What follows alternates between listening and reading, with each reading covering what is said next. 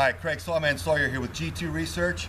We're testing out their new 380 RIP ammunition today against most of its major competitors. We'll start off with the RIP round and see what it does. We're using the same weapons and the same gel block for all the different rounds today, so that we can demonstrate that there's no changing of the gelatin or conditions or anything like that. We're shooting them all one after the other into the same gel block so that you've got the same conditions. Everybody's getting like treatment here.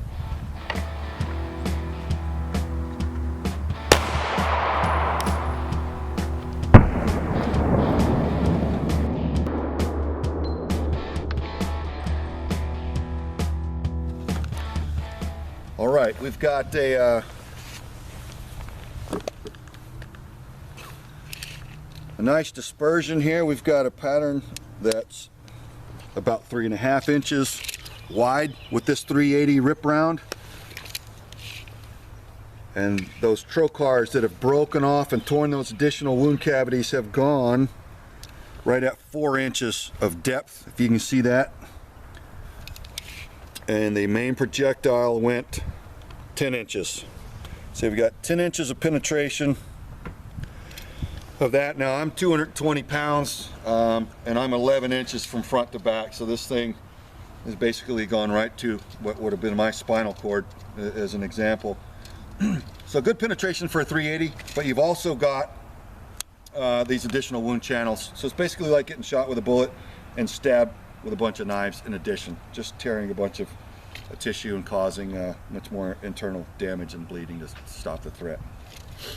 All right, so now we'll shoot the other bonded bullets and just see how those look in the ballistics gelatin and see how those perform relative to the RIP round.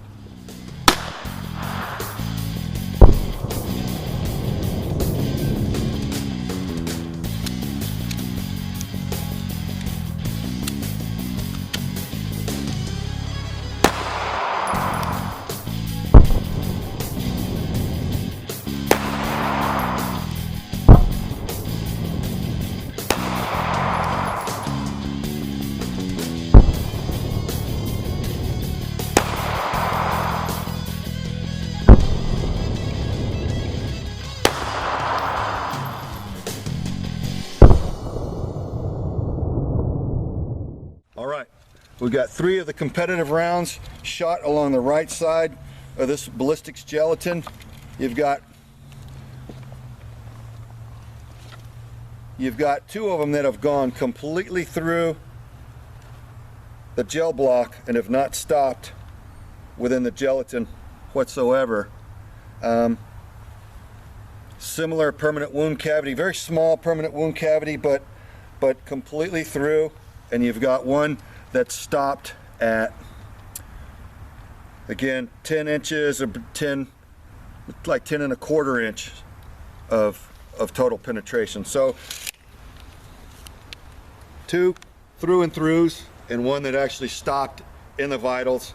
But again, just one permanent wound cavity without the additional ones that you would have with the RIP round. So, all right, again, now on this left side with three more competitive rounds, you've got one that came in at about just under 10 inches, 9.5 inches, 9.3, 9.75 inches, and the other 2 just sailed straight through. One of them, very tiny wound cavity, looks like a 22. I mean, very tiny.